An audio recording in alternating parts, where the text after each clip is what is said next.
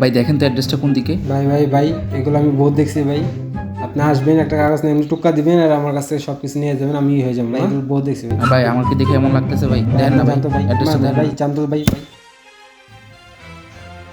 মোবাইলটা দেন ভাই, গড়িটা দেন।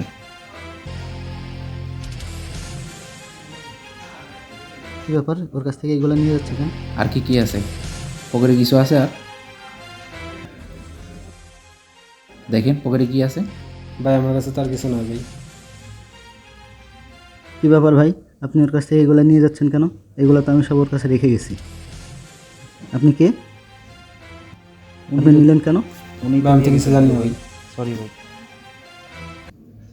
আমাদের সমাজে যে এইসব কাজ হচ্ছে এগুলো তো জনসম্মুখে হচ্ছে, এগুলো তো চিপা চাপায় গলিতে বা অন্ধকার রাস্তায় হচ্ছে না। তাহলে আমরা কেন এগুলো দেখে আমরা কেন এগিয়ে আসতেছি না?